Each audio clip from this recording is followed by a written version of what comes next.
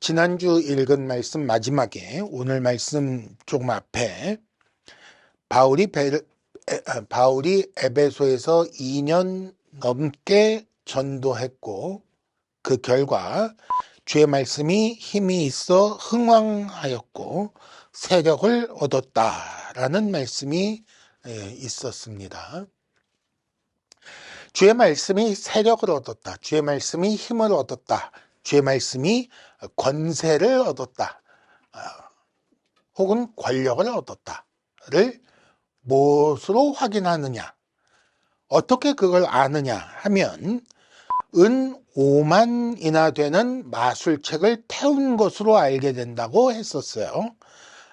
전에는 마술을 의지하던 사람들이 이제는 주의 말씀을 의지하고, 전에는 마술로 뭔가 해결하려고 하던 사람들이 이제는 주의 능력으로 뭔가를 해결하려 하고 주를 의지하는 것으로 해결하려고 하니 그 삶이 변하고 그 기준이 변하여 더 이상 마술책이 필요하지 않게 되었다가 상징적으로 나타나는 사건이 마술책을 태운 사건이었어요. 그렇다고 하더라도 은 5만이나 되는 어마어마하게 많은 돈이 든 책을 태우는 일은 쉽지 않았겠죠. 그런데 왜 태웠어요? 그게 회개예요. 그럼에도 그걸 태움으로써 뭘 드러내는 거예요? 내가 이거 볼 일이 이제 내가 사는 동안 절대로 없습니다. 이 책은 내가 사는 동안 내 삶을 절대로 지배하지 못합니다. 를 상징적으로 보여주는 게 이걸 태우는 일이에요. 더 이상 필요 없습니다. 그리고 그렇게 하는 게 회개의 표현이었던 거예요. 결국 이렇게 해서 말씀이 삶을 지배한다는 게 드러나는 것이고, 말씀이 세력을 얻었다는 게 드러나는 것이고, 그리고 이렇게 회개하는 모습이 드러나는 것이고, 그렇게 해서 주를 의지하는 모습이 드러났으니 이걸 무엇의 증거로 삼는다? 성령 받은 증거로 삼는다. 그러니 성령 받은 자들의 신앙 고백이 이렇게 나타났다고 본다 라고 지난 시간에 열심히 여러 가지로 말씀을 드렸어요. 그런데 자, 여기서 이런 일이 언제 어디서 발생했는지를 보십시오. 에베소라는 동네를 우리는 예루살렘이나 갈릴리나 에베소나 아덴이나 다 외국이라서 별 감각이 없는데, 이게 어디서 일어났는지를 잘 보세요. 에베소에서 일어났어요. 자, 지금 사도행전이 위인전이 아니라는 얘기를 몇 번 다른 방식으로 표현해서 얘기를 했었는데, 사도행전이 그럼 결국 뭐냐면 하나님의 말씀이 전파될 때 전파되는 그 현장을 보여주고 있는 거예요. 그렇죠?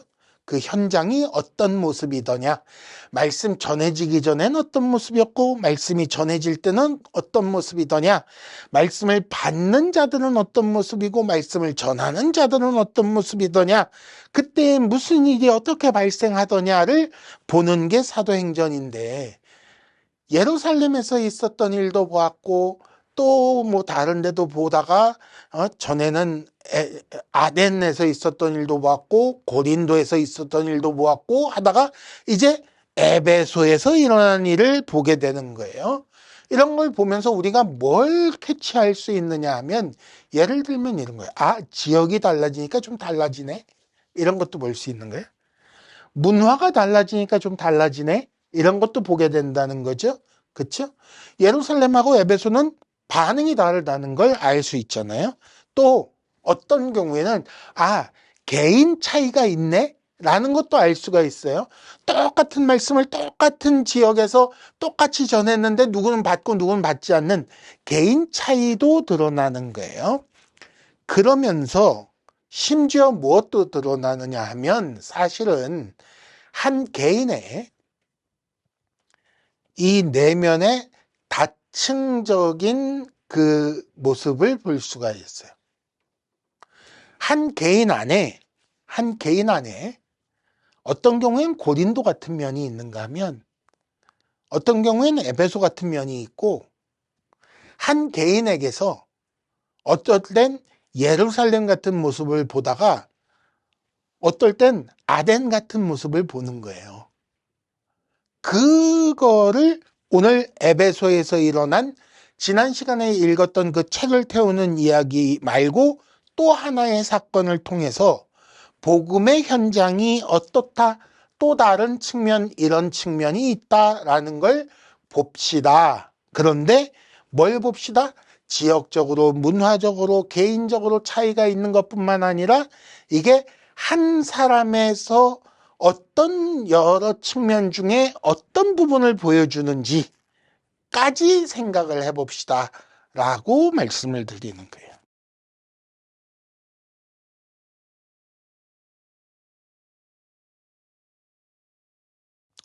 자, 오늘 말씀을 제목을 붙이자고 하면 데메드리오가 일으킨 소동이라고 볼 수 있어요.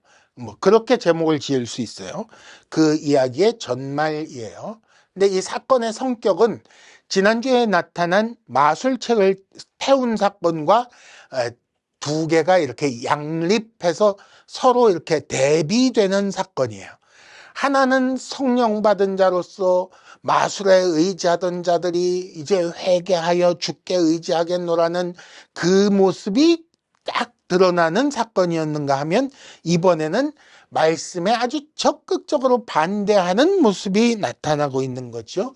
복음이 전해지는 현장 안에 이런 두 가지 모습이 동시에 나타날 수 있다는 거예요. 이런 일이 있는가 하면 저런 일도 있는 거죠.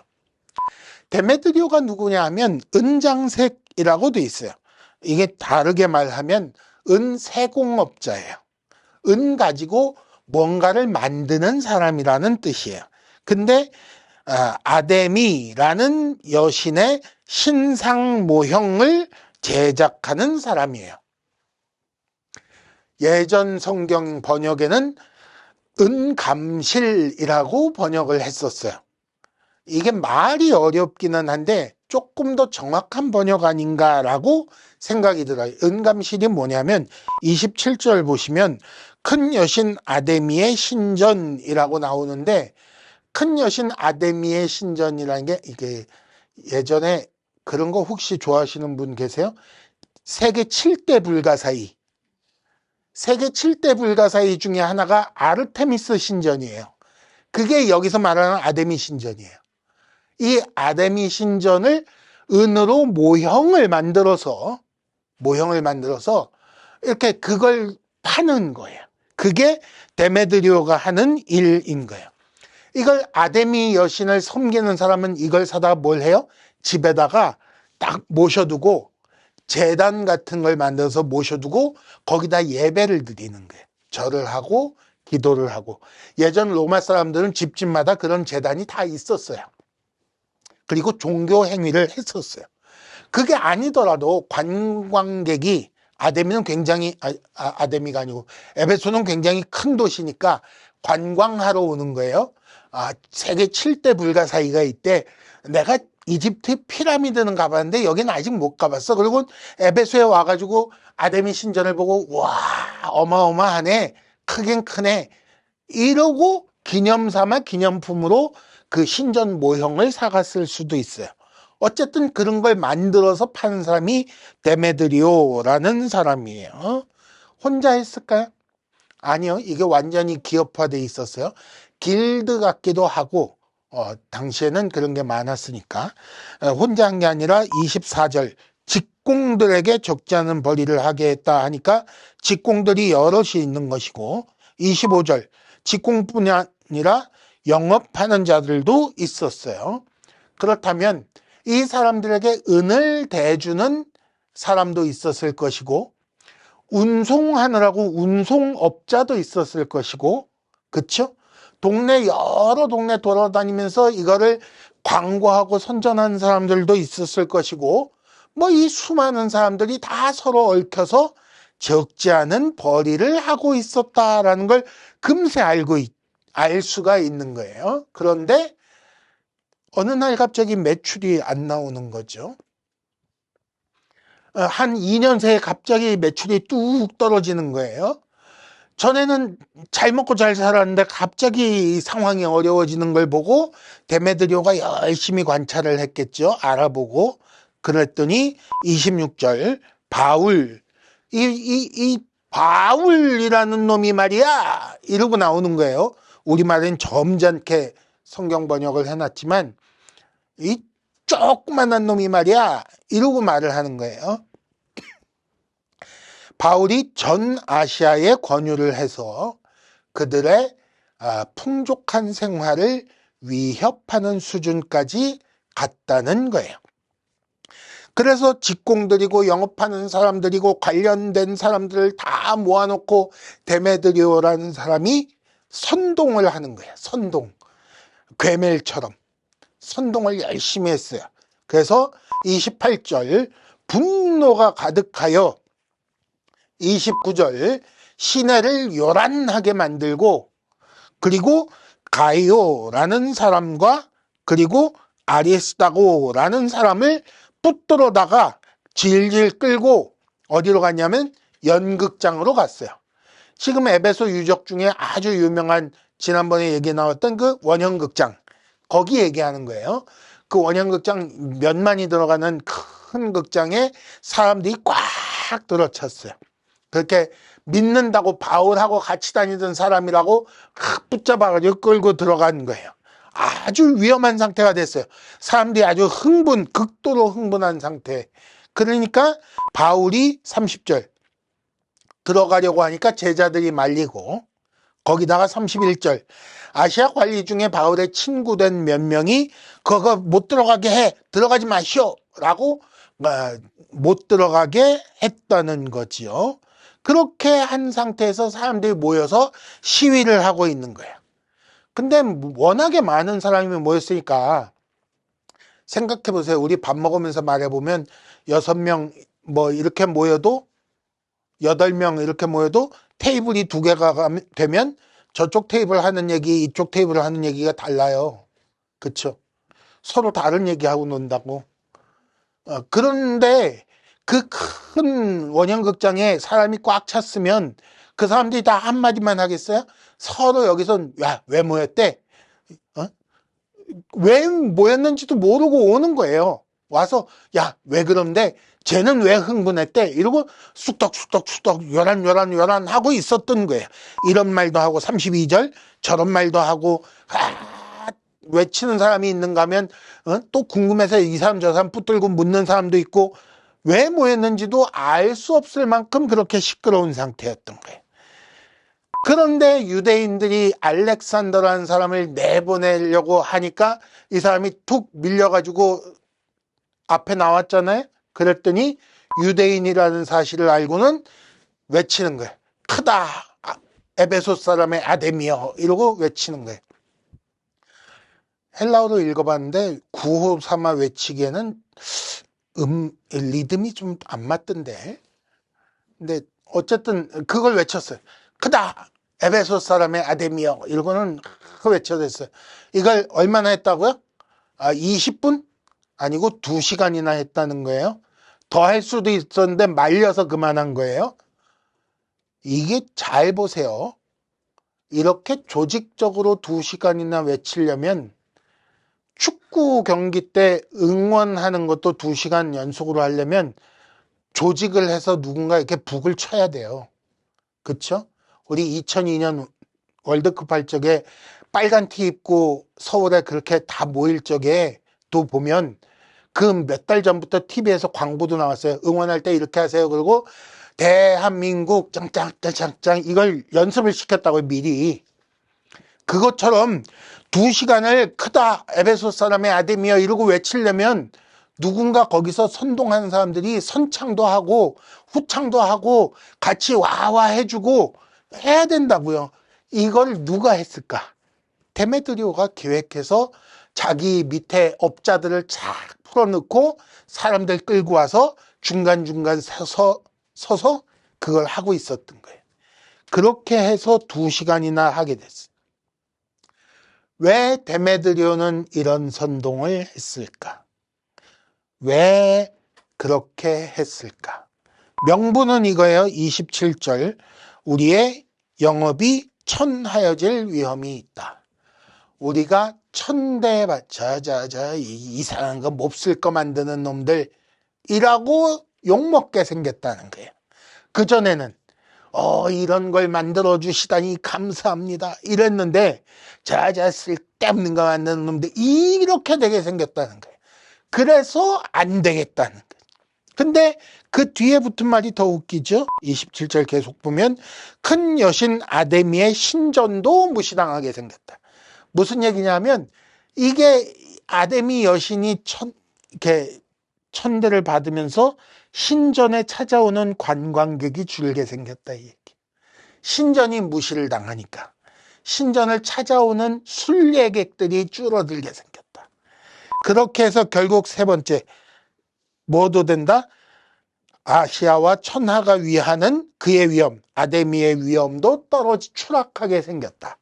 까지 명분을 갖다 대는 거예요. 그쵸?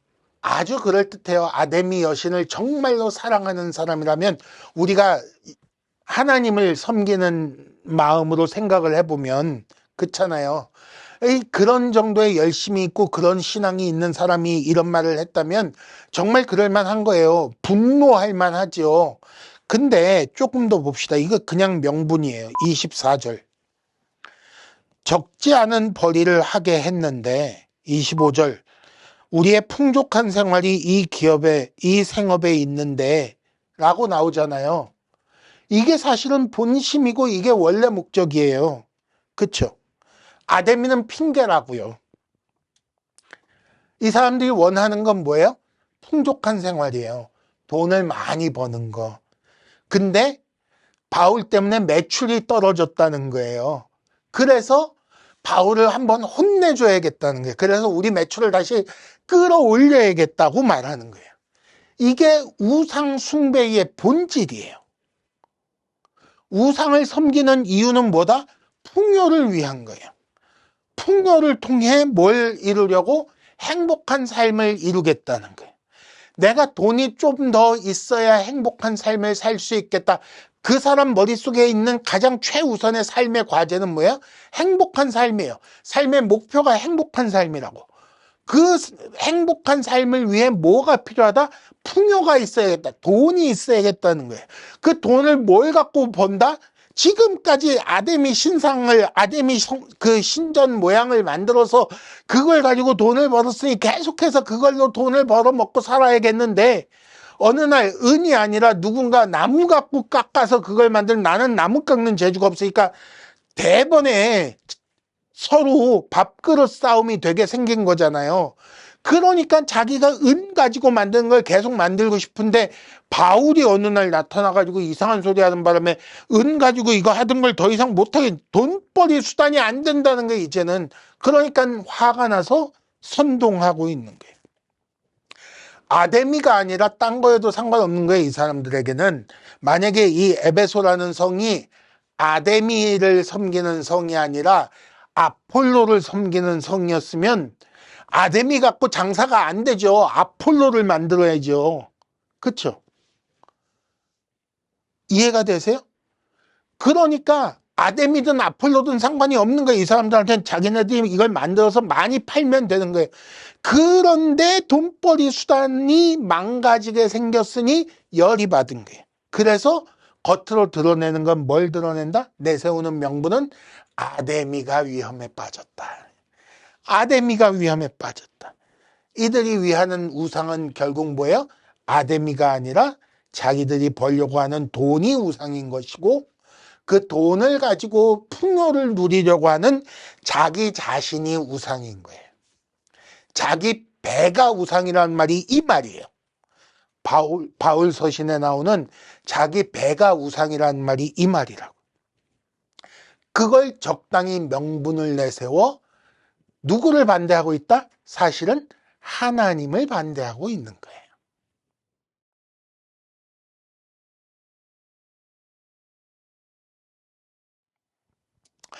결국 데메드리오는 이 선동을 통해 시위하고 소동을 일으켜 사도 바울뿐만 아니라 사도 바울로 말미암아 믿게 된 그 많은 기독교인들을 확 겁을 주고, 우리 잘못 건드리면, 우리 매출 떨어지게 하면 너희들 만만치 않아, 너희들 위험해, 이러고 겁을 주고, 그렇게 해서 기독교가 좀 가라앉으면 매출이 다시 오를 거라고 생각하고 소동을 벌이는 거예요. 자기 돈 벌자고 온 시가, 에베소시 전체가 요란해지게 만들고 있는 거예요. 무슨 얘기냐면, 정리하면 이렇게 돼요. 일반화하면 소수의 이익을 위해 다수를 어렵게 만드는 거예요. 이게 우상 숭배자의 본성이에요. 나만 아니면 돼. 나만 잘 먹고 잘 살면 돼. 내가 잘 먹고 잘 살기 위해 필요하다면 너희 모두가 죽어도 상관이 없어. 내가 잘 먹고 잘 살기 위해 필요하니까 너희들 살게 두는 거야. 가 우상 숭배자의 본성이에요. 근데 잘 생각해 보세요. 어디서 많이 듣던 얘기 아니에요? 이게 세상 돌아가는 원리예요. 세상 돌아가는 원리는 다 이거예요. 내가 잘 먹고 잘 살기 위해 필요한 걸 하는 거예요.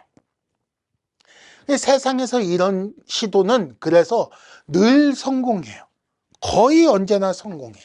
그러니까 전에도 성공해왔고 통한다고 생각을 하니까 이번에 또 하는 거예요.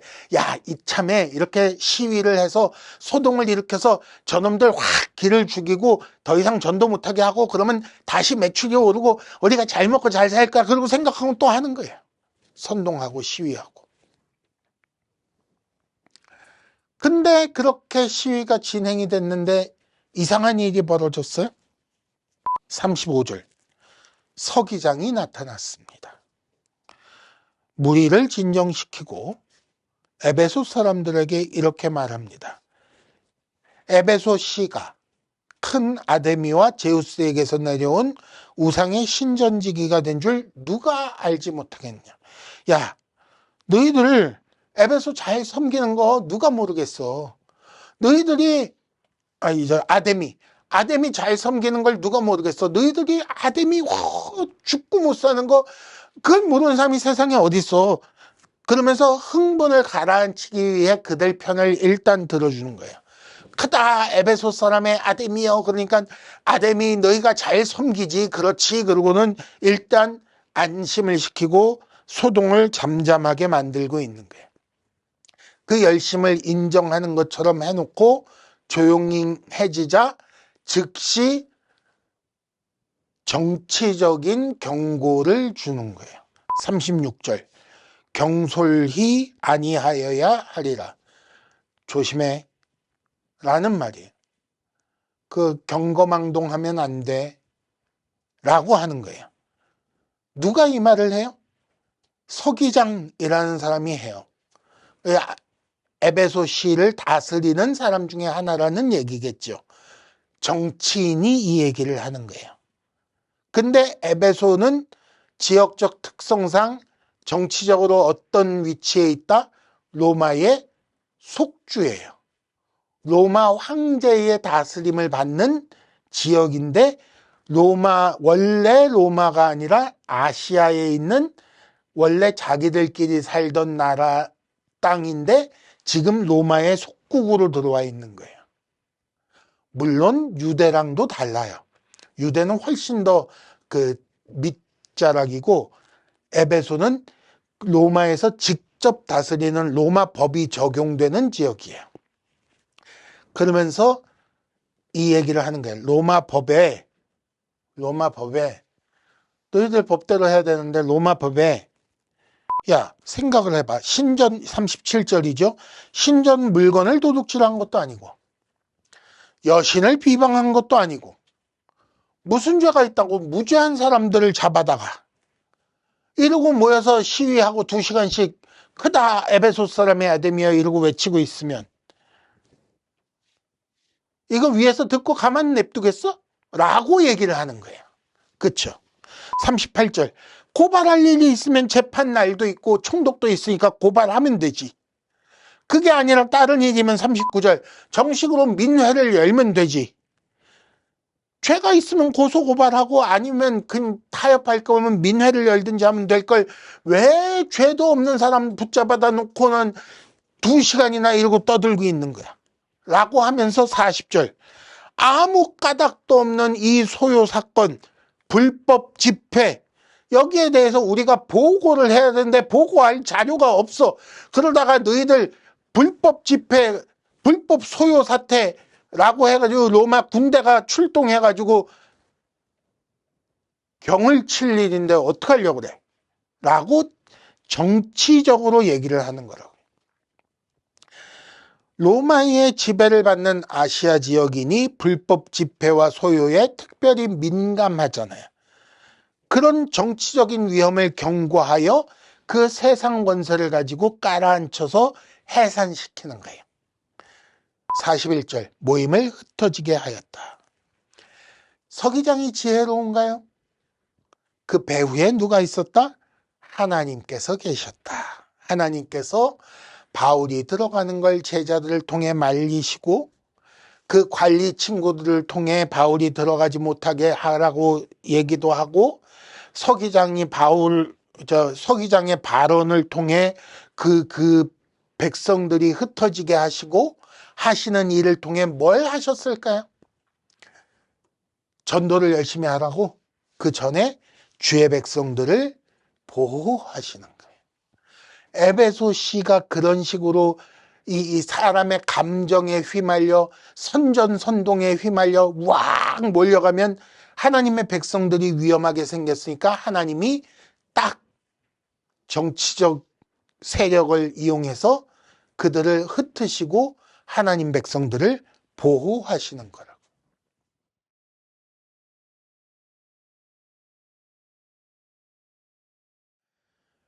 여기까지가 본문의 내용이에요.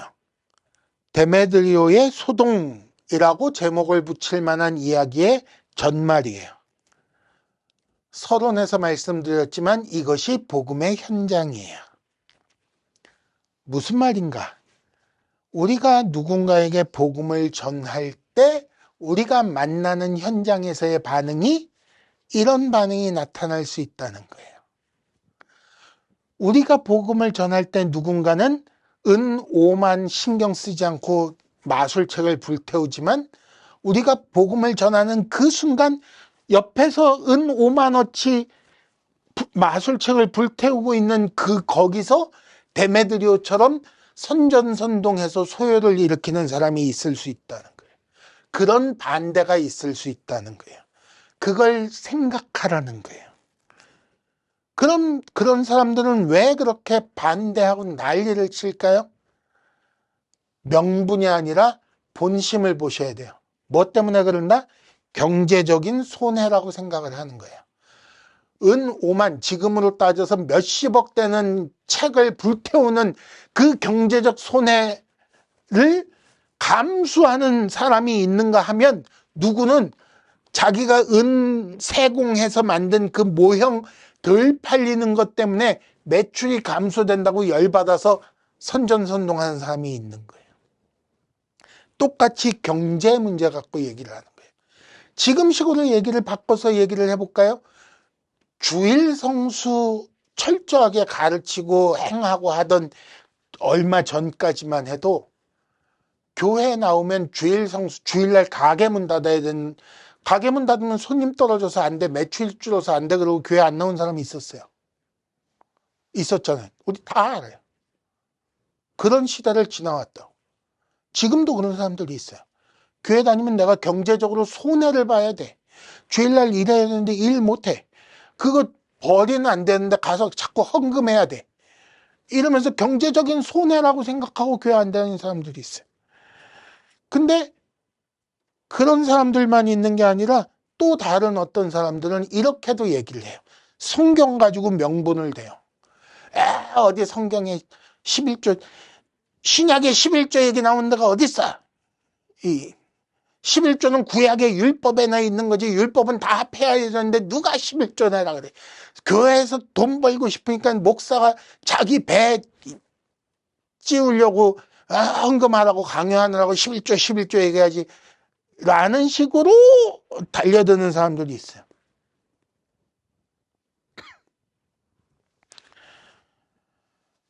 그게 표면적으로 나타나는 명분이지만 실상 그 속에는 뭐가 있어요? 내 돈 아깝다가 있는 거예요. 내 돈 아깝다.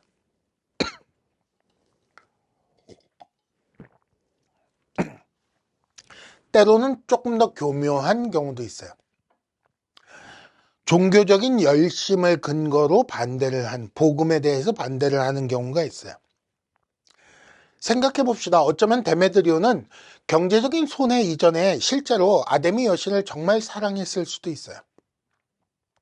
종교적으로 굉장히 열심히 있는 사람일 수 있어요. 그러니까 자기가 섬기는 신이 그렇게 진짜로 이렇게 낮아질 수 있다고 생각해서 그 신을 섬기는 일이 점점 쇠락하고 그 신을 찾는 사람들이 줄어들까 봐 염려가 돼서 그랬을 수 있어요. 왜냐하면 그렇게 생각해 볼 수 있는 이유가 아르테미스라는 여신이 뭐 여러 가지를 관장한다고 나옵니다만은 그 중에 하나가 다산이에요. 다산. 그 시대의 다산은 풍요를 의미해요. 자녀를 많이 낳으면 농사 인력이 늘어나고 그래서 풍요롭게 살 수 있다는 거예요. 그래서 아데미 여신을 섬기면 거쳐 뭘 이룬다? 풍요를 누린다고 생각을 하는 거예요. 지금까지 아데미의 신상과 신전 모형을 만들어 팔며 내가 풍요를 누린 것은 풍요를 관장하시는 우리 아데미 여신을 내가 잘 섬겼기 때문인데 아데미 여신을 저렇게 화나게 하는 놈들이 갑자기 어디서 나타나서 나의 이 풍요가 사라지고 있구나라고 생각했을 수 있다는 거예요. 그쵸? 그런 것처럼 잘 보세요. 심지어 교회 안에도 어떤 종교 행위를 통해 내가 복을 받고 내가 풍요로워진다고 생각하는 사람들이 있어요. 그런 사람들은 정말 성경대로의 복음을 들으면 데메드리오처럼 시위를 나서요. 그거 안 틀렸다는 게. 목사 네가 뭔가 몰라서 그러는 모양인데 나는 그렇게 안 배웠어 이러고 달려드는 거예요. 대표적인 예가 뭐냐 하면 11조를 드리면 100배, 60배, 30배 결실을 맺는 그래서 10만 원 11조를 하면 100배니까 1000만 원을 받는다는 거예요. 하나님한테. 적어도 30배니까 300만 원은 받는다는 거예요. 내가 500만 원 월급을 받는 중에 50만 원 제대로 11조를 하면 계산해봐. 100배면 얼마야? 5천만 원이네. 야, 이렇게 남는 장사 어디 있어? 이러고 열심히 정확하게 10원짜리 하나까지 다 계산을 해가지고 11조를 탁탁 했는데 그래서 내가 여태까지 잘 먹고 잘 산다고 생각을 했는데 여러분 그거 아닙니다. 그게 왜 거기 붙어요? 그 얘기가 아니에요. 그리고 열심히 100배, 60배, 30배에 대해서 다른 말로 설교를 하면 저 이상한 놈이 이상한 소리 해가지고 내 복을 다 뺏어가려고 이렇게 생각을 하는 똑같은 얘기죠. 명분과 그 밑에 숨어있는 자기 경제적인 풍요에 대한 욕심과 이걸 건드리는 일에 대한 반대와 또 하나 한국교회 얼마 전까지 지금도 유행하는지는 잘 모르겠는데 얼마 전까지 유행하던 것 중에 하나가 1,000번째 헌금이 1,000번째 헌금. 새벽기도 하루도 안 빠지고 나가서 1,000번째 헌금 봉투도 있어 세상에. 그 봉투에다가 헌금 넣어가지고 1,000번을 이렇게 계속 1,000번째 1,000번째라고 하니까 1,000번 하는 줄 알고 아니에요. 1,000마리 양으로 드리는 번제라는 뜻이에요. 그 번자가 태운다는 뜻이고 제랑 붙는 거지 1,000하고 붙어서 1,000번이 아니에요. 근데 이걸 1,000하고 붙여서 1,000번 제라고 해가지고는 그 봉투를 매일 새벽마다 나가서 1,000번을 그렇게 하면 소원 성취할 거라고 생각을 하고 그렇게 배웠다고 그렇게 하고 있는 사람들을 향해서 그거 아닙니다. 번자가 뒤로 붙어서 번제지 앞으로 붙어서 1,000번이 아닙니다. 이러면 못 배워먹은 저 목사 헛소리하고 자빠졌니 이러고 달려든다고요. 누구처럼? 데메드리오처럼. 어디서? 교회에서. 그 사람은 지금 에베소에 있는 데메드리오인 거예요. 복음을 전할 때 우리가 만나는 사람 중에 데메드리오가 있는 거예요. 교회 내에 복음을 반대하는 데메드리오가 있는 거예요. 더 심각한 얘기를, 그러나 더 일반적인 얘기를 해봅시다. 우리 각 사람 안에, 우리 각 사람 내부에 있는 데메드리오가 소요를 일으키는 경우가 있어요. 우리 각 사람 안에 바리새파 유대인 같은 부분도 있고, 우리 각 사람 안에 아덴 사람들 같은 부분이 있고, 우리 각 사람 안에 고린도 사람들처럼 음란한 기운이 스며 있고, 우리 각 사람 안에 에베소 사람 같은 특성이 여기 숨어 있는 거예요. 그리고 에베소 사람 중에도 내 한 사람 속에 마술책 은 5만치를 태워버리려는 사람이 있는가 하면 데메드리오처럼 소동을 일으키고 싶어하는 마음이 여기 함께 있는 거예요. 이게 가장 심각하고 그러나 가장 일반적인 상황이에요. 복음을 듣는 상황에서, 복음을 전하는 상황이 아니라 듣는 상황에서 내 안에서 두 마음이 싸우는 거죠. 그래, 결심했어. 내가 지금까지 의지하던 이 마술책들 은 5만이나 40억이나 되는 큰 돈이지만 태워 없애자 라는 마음이 드는가 하면 한편으로 무슨 소리야, 내가 지금까지 열심히 잘 예배드리고 헌금생활 똑바로 하고 해가지고 이 복을 받았는데 이걸 아니라고 한다고 하고 데모하고 싶어지는 데메드리오 같은 마음이 여기 치솟는 거예요. 동시에. 이게 인간 본성에 따른, 성령께서 인도하시는 마음은 은 5만이 무슨 대수냐, 태워라. 인간 본성에 따르는 마음은 소동을 일으켜서 이 마음을 얼른 억눌러야 돼. 그래야 내가 잘 먹고 잘 살 수 있어. 가 되는 거예요. 대부분이 그래요. 이게 일반적이라고 말하는 이유가 있어요. 대부분이 그래요. 대부분이 종교를 이용해서, 하나님을 이용해서 자기 풍요를 얻으려고 하고 자기 건강을 얻으려고 하고 자기의 성공적인 삶을 꿈꾼다고요. 내가 헌금을 똑바로 하고 기도를 많이 하고 하나님 말씀이 아니라 목사가 시키는 대로 교회 일주일에 14번 나오면 공부도 잘하고, 내가 시험 공부 안 해도 갑자기 1등을 하고 좋은 직장에 가서 월급을 많이 받고, 때때로 주께서 꿈을 주시면 그 꿈을 따라 로또를 사가지고 1등도 되고, 5억 주고 집을 샀더니 15억이 되고, 이 꿈을 꾼다고요. 뭘 가지고? 하나님 믿는 거 가지고. 누구는 절에 가서 비는 걸로 그걸 구하고, 누구는 교회 와서 비는 걸로 그걸 구하고 하고 있다고요. 그런 상황에서 복음이라는 말로 구원받은 것 자체를 감사하십시오. 그것이 우리가 누리는 가장 큰 복입니다. 그러면서, 그러니 여러분을 이렇게까지 사랑하신 하나님께 헌신하십시오. 하나님을 위하여 가진 모든 것을 내어놓아 하나님 뜻대로 내 자신을 이렇게 그런 얘기하면 저게 무슨 소린가. 그러고 안에서 두 마음이 싸우는. 그렇죠? 그러면 하나님은 어떻게 하실까요? 그럴 때 하나님은 어떻게 하실까요? 어떻게 하시냐면, 참 신자로서의 마음을 지키기 위해, 참된 신앙을 지키기 위해 필요하다면 세상 권세를 이용해서 이 욕심이 흩어지게 하세요.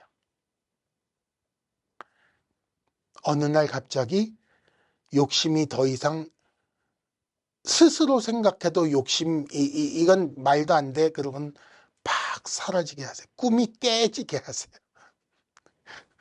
로또를 열심히 샀는데 전에는 꼴등이라도 자주 되던 게 이제는 빗사이로 막가가 나오는 이해가 되세요?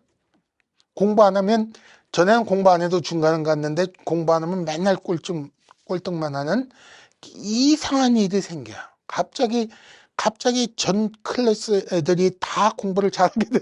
나만 안 하는 묘한 일이 생겨요. 그렇게 해서 뭘 하시려고? 나 안에 자라고 있는 참된 신앙을 굳건하게 만드시려고. 이걸 보호하시려고 그런 일도 하시게 된다. 그런 일도 하시게 된다. 그렇게만 하신다가 아니에요. 그렇게도 하신다는 것입니다.